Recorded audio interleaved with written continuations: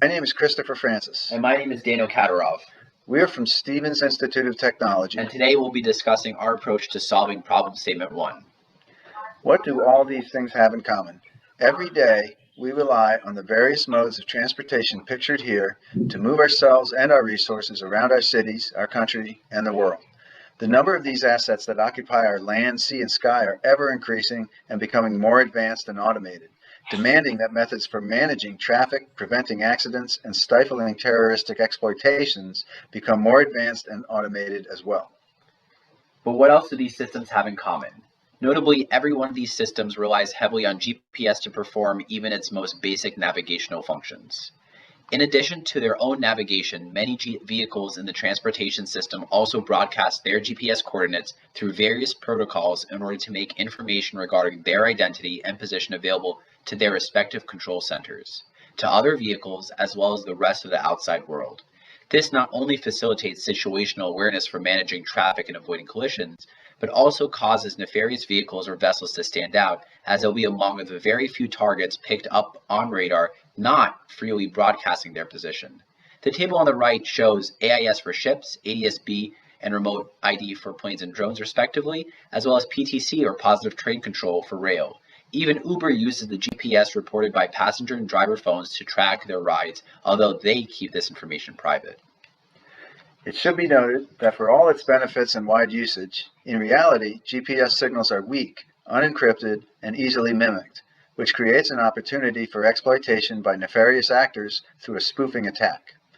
By generating a false GPS-like signal of slightly higher power, the actor can impersonate an authentic GPS satellite and through that manipulate the autonomous vehicle's trajectory. Inertial navigation systems were initially developed in the 1950s to provide underwater navigational capabilities by generating estimations of a vehicle's position and orientation based on measurements from a suite of internally mounted motion sensors. Because of these early requirements, these systems are entirely self-contained, meaning that after initialization, they do not rely on external signals or input to operate. This makes them much more immune to spoofing than GPS.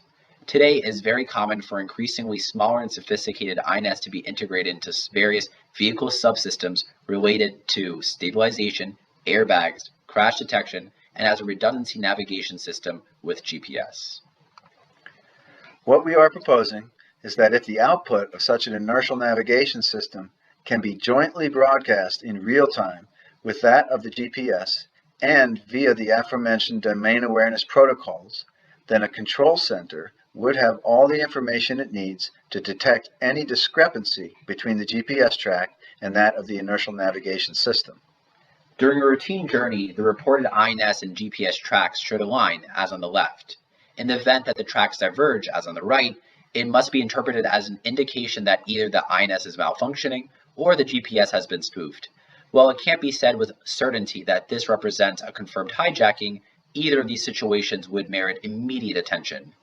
During one of our mentor sessions with Brendan Bellendorf, he pointed that the FAA, U.S. Coast Guard, FRA, and companies such as Uber are aware of the origin, destination, and planned route, so when the inertial navigation system veers away from the pre-approved pathway, this is an indication of something happening. Inspired in part by Stephen Flynn's presentation, we present an example of a future passenger aerial drone following a planned flight path originating from Stevens Institute of Technology in Hoboken, New Jersey, to Newark International Airport. At first, the INS and GPS tracks closely agree. Then, while the drone's GPS report is showing it approaching its planned destination, the INS track shows it suddenly veering off to the south toward the Port Newark container terminal, potentially as a high-value critical infrastructure target. Today, we focus on problem statement 1, which asked how we can support the U.S. infrastructure to detect when an autonomous vehicle has been hijacked or had its system taken over. After identifying navigational systems' heavy reliance on GPS as a source of vulnerability, we went on to explain how it could be exploited to successfully execute a spoofing attack and take control of a vehicle.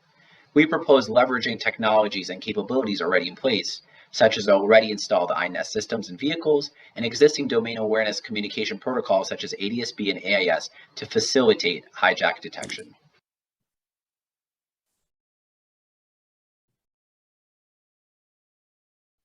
Great work. We'll move on to Q&A.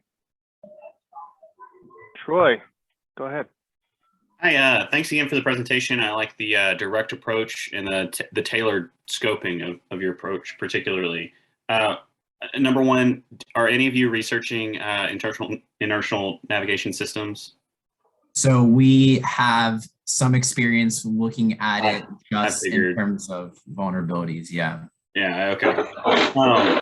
And then my one question is there any circumstance where the departure, so if you're familiar with INS, they do depart, as you showed, from GPS signals. Is there a situation where that departure will be prioritized over another departure? As in, there's a lot of times where INS, well, there's a lot of reasons why it can mess up, right? Yeah, we considered that. Yeah, sure. We considered that. And yeah, INS do have inherent inertial drift.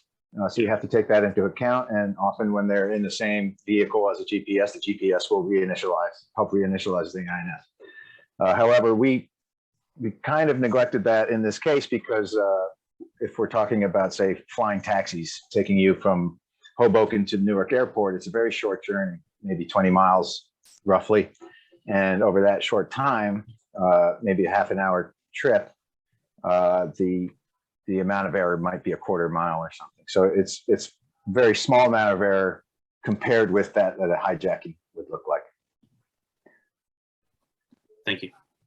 Yep. Marty, go ahead. Yeah, great presentation. By the way, I like the charts a lot. They're great. Yeah, I mean, I guess talk about the technology piece too, and the fact that drift. I agree with you on the drift and short trips. Is there a sensitivity that you guys talk through? Like, how far does the drift have to be before an alert actually occurs? So we were thinking, we're presenting this to, for example, a client, TSA, whatever, they can set like a certain range of what that uncertainty is based on what their metrics are. So, in maybe situations they want to neglect, half a mile, but maybe in certain situations, that's something that warrants more immediate care. Also, based on, I inertial guess, level of risk. Yeah, Kip, go ahead. Yeah, it's okay. Inertial drift also includes some drift in orientation, but that's very small as well. It's just a fraction of a degree over 1 hour. And so it might be easy to say something like greater than 5 degrees, it's not inertial drift. It's not natural. It's something is wrong. That's just a number I pulled out, off the top of my head. All right, I don't think we have time. Oh, no, Oz, go ahead. One last question. Just a quick question. Have you guys considered any post action when the INS just, let's say, went off the course? What would be the after? Yes. Sure. So, right. So the task of this project was, how do you detect, or how can we provide something to detect that there's a hijacking?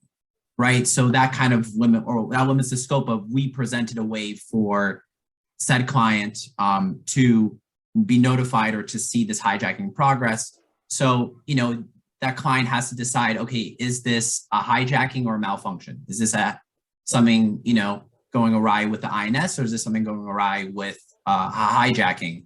And, the client, whether it's, FAA or Uber, can then decide what their protocol is in order to, address the situation. In a presentation with Michael, he mentioned that there's DEN as a kind of a shared protocol in order for kind of there to be infrastructure in order to communicate across agencies about an emergency happening. So maybe in the situation of an FAA hijacking of an autonomous aerial vehicle, maybe that goes up the ladder in order to, mobilize. And also, Daniel, yeah. Importantly, I think the INS during the journey, it's monitoring GPS in order to detect a discrepancy. But if a human decides this is a hijacking, then GPS could be shut down, and INS takes over as the backup system to facilitate a safe landing at the nearest safe place. Yeah, and to add on to that, if for example, human operator, someone takes over the ADS-B signal, let's just call it ADS-B for now, and severs that, there's measures, throughout the United States to do counter surveillance of, certain things, acoustics, radar. And if you already see something flying that's not broadcasting ADS-B, that's already an indicator that something's going awry.